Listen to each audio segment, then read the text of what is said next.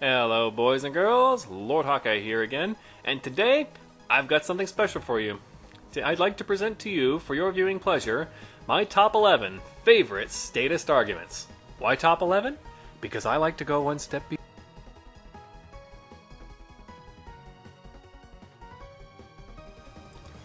Number 11. Love it or leave it. Statists love to support their pet government by arguing that if you don't like it, you're free to leave whenever you want. Of course, ignoring the fact that you need to get the government's permission to leave unless they can stop you if they so desire. But what's really downright evil about this argument is how it's effectively blaming the victim. If a woman complains about how her husband beats her and blows all their money on booze, what would you think of someone who replied by saying, "Well, it's your fault for staying with him"? Yeah, it really takes a special kind of asshole to resort to a low-blow argument like this, and shame on anyone who ever has. Number 10. Taxation is not theft. When the mafia demands 10% of your income or else, it's racketeering. When the government demands 40% of your income or else, it's taxation. And somehow it's totally different. And my only question is, how? "But Hawkeye," they cry at me, "the government uses that money to help people. It's not stealing." Alright, smarty pants. Go rob a bank, donate a fair chunk of it to an orphanage, and argue in court that it wasn't stealing because you used it for a good cause. And let's just see how far that gets you. I didn't think so. Even if taxation was money legitimately owed to the state, how exactly does that justify threats of violence for non-payment? When you borrow money from Visa and don't pay it back, what happens? They send your name to collections and you get your credit rating shot. When you borrow money from the mafia and don't pay it back, what happens? They send armed men to your house. Now you tell me, which one sounds more like what the state does? Number 9. Without government, everyone will murder, rape, steal, etc., etc. Ah, yes, the original sin argument. Without government, everyone would kill, rape, steal, and it would be total disaster. As our good friend Richard Dawkins said to a theist who tried to make this argument with regards to God, "Are you saying the only reason you don't murder, rape, and steal is because you're afraid of punishment? If that's the case, you're really in no position to be lecturing about morals." Folks, I got news for you. We're not all that different. If you think you're the only moral person in the world, kindly get over yourself. I have asked for solid evidence for this claim for years, and all I have to show for it is a pile of very weak anecdotes. Besides, even if you were right, your idea still fails. A race of evil humans won't be good and moral on their own, but they will vote in someone who will force them to? How exactly does that make anything even resembling logical sense? The only situation where a state could be argued is if most people are evil, but only good people get into the government. There is no logical or empirical reason to believe that this is, was, or ever will be the situation, and I'd really like to know how such a group could remain in power if the rest of the population disagreed with them so passionately. And number 8. Who'll build the roads, take care of the poor, run healthcare, tie my shoes for me, etc., etc.? The answer to this is very easy. You will. If we had no state, you'd have vastly more money, and you could use that to help anyone you wanted. You could fund any endeavor you thought was a worthy cause, and nobody would try to stop you. That I can guarantee. To those who argue that people wouldn't fund some project unless you force them, if you can't get people to voluntarily fund something, then it wasn't a worthy cause in the first place. Get over it. And no, having a cause you deem worthy does not justify forcibly extracting funds because human lives are not yours to dispose of, and no cause is so great that it deserves to be shielded from public scrutiny. Get off your high horse. If you want funding, you prove your worth like the rest of us. End of story. And number 7. Without regulation, the rich will dominate us. Stargazer summed this one up perfectly, so I'll just paraphrase him. Can you name me one time in history where governments were not controlled by rich people? Just one. Anyone. Who are the richest people in monarchies? Who are the richest people in aristocracies? Who are the richest people in republics or democracies? It's always people with political connections. Governments do not help the poor, especially not in the long run. And if you think public welfare is helping the poor, I think you'll find a midsummer stroll through South Bronx very educational. Before welfare, poverty was decreasing every year. After welfare, that came to a screeching halt. Case closed, I'd say. Number 6. Redistribution of wealth. This is a term that somehow both amuses and infuriates me at the same time. Funny in how it's obviously a way to sugarcoat thievery, and infuriating in how so many people actually play it straight. The idea of redistributing wealth to make it fair requires the presupposition that all the wealth belongs to a central authority who gives it out as it sees fit. In other words, the fruits of our labors all belong to the state, a claim it has no authority whatsoever to make. A truly fair economy is one where if you want something, you have to work for it. Those willing to put the most work in will get the most out of it. The alternative is effectively rewarding laziness while penalizing hard work, and it doesn't take a prophet to predict where that eventually leads. Redistribution of wealth is a notion which can be charitably be described as dangerously misguided and uncharitably described as glorified slavery. Number 5. What about the environment? Dude, governments are the biggest polluters in the world. By far. Even if you don't count wars, which you should. Next one, please. Number 4. The free rider problem. Of course. A free society can never work because the free riders will drag us all to our doom. Pray tell, how exactly does one free ride in a society where nobody is granted the right to initiate force? The occasional non-payer will benefit from the safer streets made possible by private police? Why do you even care?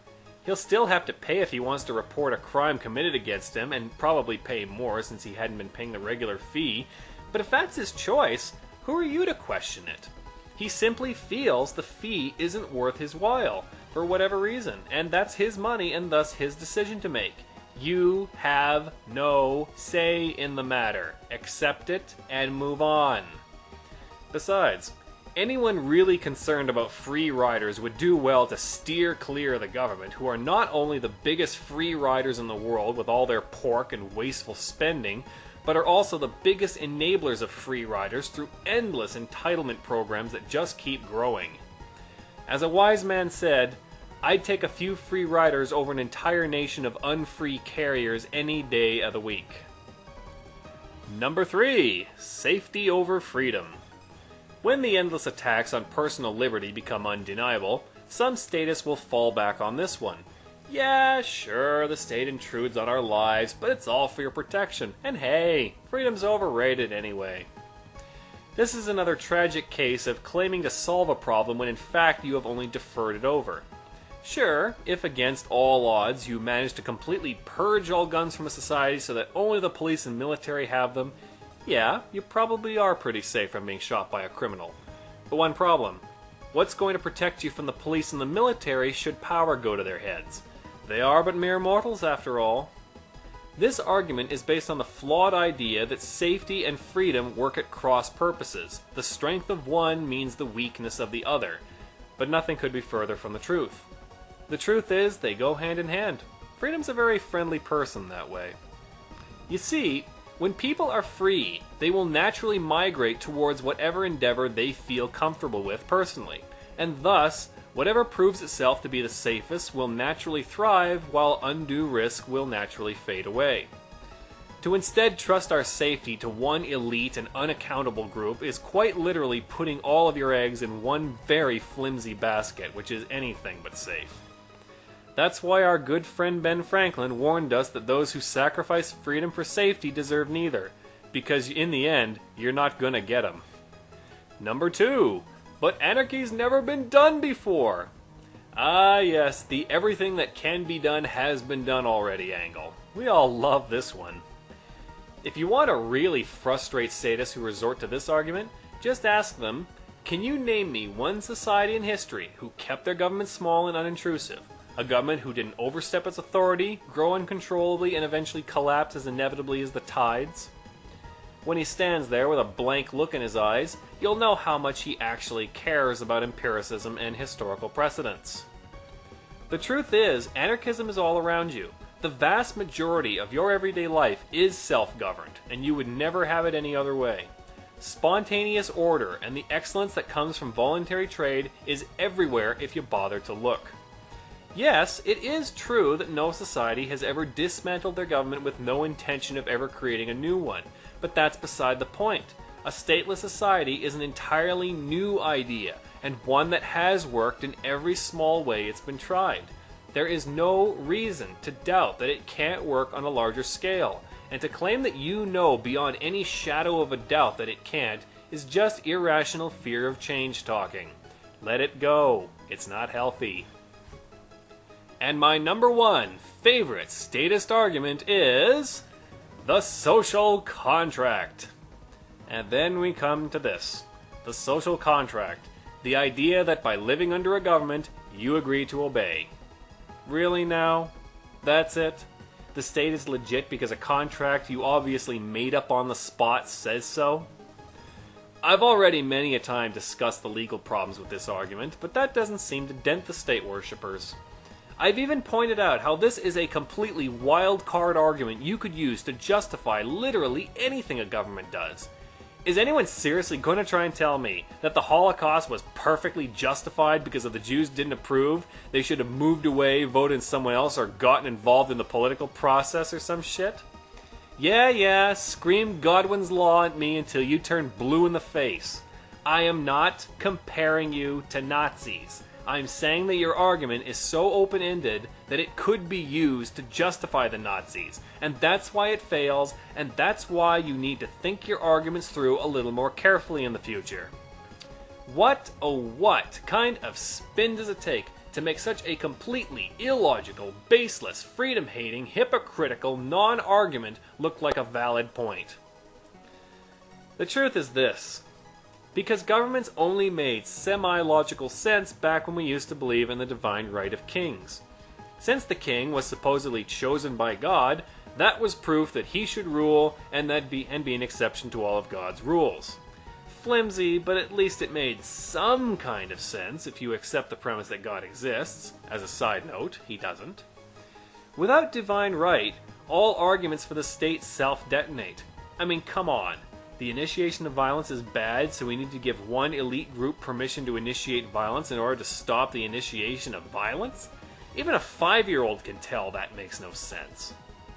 So while the smart people have gone on to start questioning the premises of the state's existence as a whole, the slower people, and that's about the nicest term I can use, desperate to hold on to their dogma, simply whipped out a replacement for divine right, which came in the form of the social contract. Now instead of, "You have to obey because the invisible man in the sky that I can't even prove exists says so," it's, "You have to obey because the invisible contract that I can't even prove exists says so." It's nothing more than a feeble excuse for it's feeble excuse making for elitism, fascism, and barbarism, and it needs to stop. And there you have it. That's my top 11 favorite statist arguments. I do hope you enjoyed it, and if anyone out there still disagrees with me on any of this, well, my social contract says you're wrong and I'm right. So, in your face!